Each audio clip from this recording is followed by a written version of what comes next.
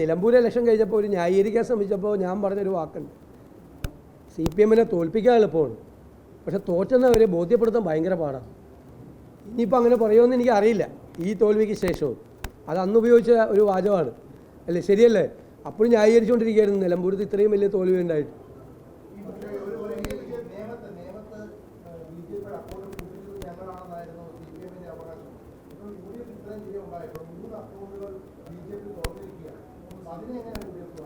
അല്ല, അതിപ്പോൾ BJP ജയിച്ചു, അവരൊരു രാഷ്ട്രീയ പാർട്ടിയല്ലേ, അവർ പറഞ്ഞാൽ അതൊന്നും അല്ലല്ലോ. അവരിവിടെ കേരളത്തിൽ അധികാരത്തിൽ വരുമെന്നല്ലേ പറഞ്ഞത്. അവർക്ക് നേരത്തെ ഒരു സീറ്റ് ഉണ്ടായിരുന്നു, ഒന്നിലധികം സീറ്റ് കിട്ടി. ഞാൻ പറഞ്ഞല്ലോ ഇവർ തമ്മിലൊരു ഡീലുണ്ടായിരുന്നു. അല്ല, ഇവർ തമ്മിലൊരു ഡീലുണ്ടായിരുന്നു, പക്ഷേ ആ ഡീല് അവരുടെ താഴെയുള്ള അണികൾ പൊളിച്ചു കൊടുത്തു.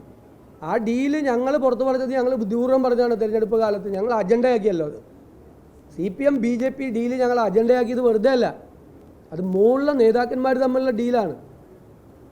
താഴെയുള്ള അവരുടെ അണികൾ അത് പ്രാവർത്തികമാക്കാൻ സമ്മതിക്കരുതെന്ന് വിചാരിച്ചാണ് ഞങ്ങളത് ഡീലാക്കിയത്. ഞങ്ങളത് അജണ്ടയിൽ, തെരഞ്ഞെടുപ്പ് അജണ്ടയിലേക്ക് കൊണ്ടുവന്നത്.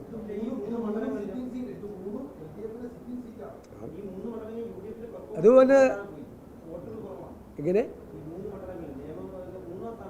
അതൊക്കെ ഓരോ തരംഗമല്ലേ, ഓരോ ഇതല്ലേ, ഓരോ സീറ്റുകളിലുള്ള ഓരോ ഇതല്ലേ. LDF-ൻ്റെ സീറ്റല്ലേ തോറ്റത്? ഇല്ല, എല്ലാ സീറ്റും LDF-ൻ്റെ സിറ്റിംഗ് സീറ്റല്ലേ. ഞങ്ങളതൊക്കെ മൂന്നാമത്തെ സ്ഥാനത്തല്ലായിരുന്നു അവിടെ നേരത്തെയും. അല്ല അത് അങ്ങനെയല്ല, അത് ഒരു ഞാനത് അങ്ങനെ പറഞ്ഞതല്ല, ഞാനത് ഒരു അഹങ്കാരത്തിൻ്റെ ഭാഷയിലൊന്നും അങ്ങനെ പറഞ്ഞതല്ല.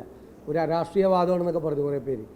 ഇങ്ങോട്ട് ചോദിച്ച് വെല്ലുവിളിച്ചു, ജയിച്ചില്ലെങ്കിൽ വനവാസത്തിന് പോകുന്നു. ഞാൻ പറഞ്ഞു ജയിച്ചില്ലെങ്കിൽ വനവാസത്തിന് പോകുന്നു, ജയിച്ചില്ലെങ്കിൽ റിട്ടയർ ചെയ്യുന്നു. നിങ്ങൾ എന്നോട് എപ്പോഴും ചോദിക്കുമായിരുന്നു. ഞാൻ ഇവിടെ വന്നിരുന്ന് ഉജ്ജ്വലമായ വിജയം, കഴിഞ്ഞ 30 വർഷക്കാലത്തെ ഉജ്ജ്വലമായ വിജയം ലോക്കൽ ബോഡി തെരഞ്ഞെടുപ്പിൽ നേടി ഇവിടെ വന്നിരുന്നപ്പോഴും നിങ്ങൾ ചോദിച്ചു അസംബ്ലി തെരഞ്ഞെടുപ്പിൽ ജയിച്ചില്ലെങ്കിൽ വനവാസത്തിന് പോകുന്നു. അപ്പോൾ ഞാൻ എന്താ പറഞ്ഞത്?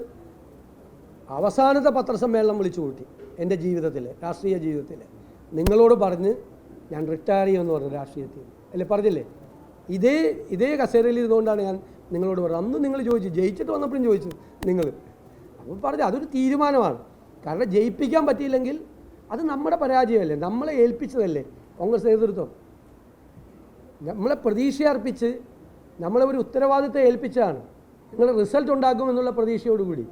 എനിക്കിപ്പോഴും ഓർമ്മയുണ്ട്, ഞാൻ പ്രതിപക്ഷ നേതാവായി മാഡം സോണിയാഗാന്ധിയെ കാണാൻ ചെല്ലുമ്പോൾ എന്നോട് പറഞ്ഞ വാക്ക്, ഞാൻ എല്ലാവരോടും പറഞ്ഞത് നിങ്ങൾ റിസൾട്ട് ഉണ്ടാക്കുമെന്നാണ് പറഞ്ഞിരിക്കുന്നത്, എൻ്റെ വാക്കാണെന്ന് പറഞ്ഞു. ഞാൻ പറഞ്ഞു മാഡത്തിൻ്റെ വാക്ക് ഞങ്ങൾ അത് കാത്തു സൂക്ഷിക്കുമെന്ന് പറഞ്ഞു. തിരിച്ച് ഞാൻ മറുപടി പറഞ്ഞു. എനിക്ക് അഭിമാനത്തോടു കൂടി, വാത്സല്യത്തോടു കൂടി എന്നോട് ഇടപെട്ടിട്ടുള്ള ആളാണ് മാഡം സോണിയാഗാന്ധി. അവരോട് പറഞ്ഞ വാക്ക് പാലിക്കാൻ പറ്റി. ഒറ്റയ്ക്കല്ല, ടീമായിട്ടാണ്, എല്ലാവരും കൂടി ഒരുമിച്ച് നിന്നുകൊണ്ടാണ് ആ ടീം ബിൽഡ് ചെയ്യാൻ പറ്റി. അതിൻ്റെ ഏകോപനം നടത്താൻ പറ്റിയെന്നുള്ളത് മാത്രമാണ് എൻ്റെ റോൾ അതാണ്. അതിൽ ഞാൻ പരാജയപ്പെട്ടിരുന്നെങ്കിൽ അത് എൻ്റെ പരാജയമാണ്. അതല്ലാതെ വ്യക്തിപരമായി ജയിക്കുമ്പോൾ അതിൻ്റെ ക്രെഡിറ്റ് എടുക്കാൻ വേണ്ടി പരാജയപ്പെട്ട എൻ്റെ പരാജയം എന്ന് പറഞ്ഞതല്ല. ഇത് ടീമിനെ ബിൽഡപ്പ് ചെയ്ത് ഒരു ലീഡർഷിപ്പ് നിൽക്കുകയല്ലേ UDF-ൻ്റെ ചെയർമാൻ സ്ഥാനം എന്ന് പറയുന്നതല്ലേ പ്രതിപക്ഷ നേതാവിൻ്റെ സ്ഥാനം. ആ ജോലി അതാണ്, ആ ഉത്തരവാദിത്തം അതാണ്. അതിൽ പരാജയപ്പെട്ടാൽ പിന്നെ നമ്മൾ തൂങ്ങിക്കിടക്കാമോ? പാടില്ല. അപ്പോൾ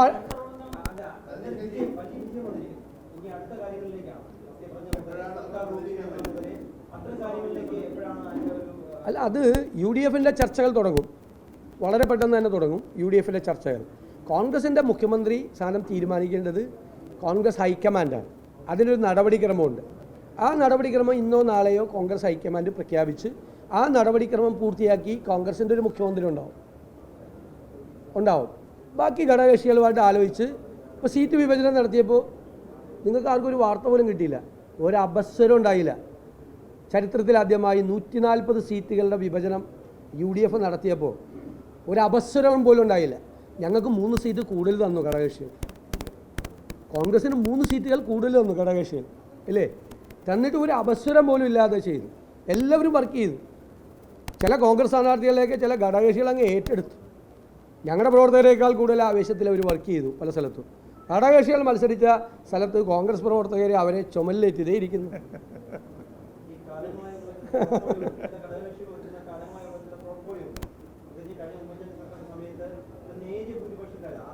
അല്ല, അതിലേക്കൊന്നും ചർച്ചയൊന്നും അതിലേക്കൊന്നും ആയിട്ടില്ല.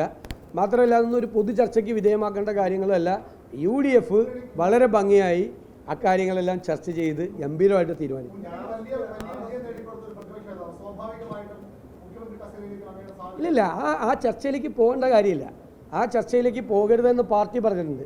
അത് ഹൈക്കമാൻഡ്, ദേശീയ പാർട്ടിയാണ് കോൺഗ്രസ്, അതിന് ഹൈക്കമാൻഡിൻ്റെ ഒരു പ്രൊസീജിയറുണ്ട്. ആ പ്രൊസീജിയർ അനുസരിച്ച് അവരത് പ്രഖ്യാപിക്കും.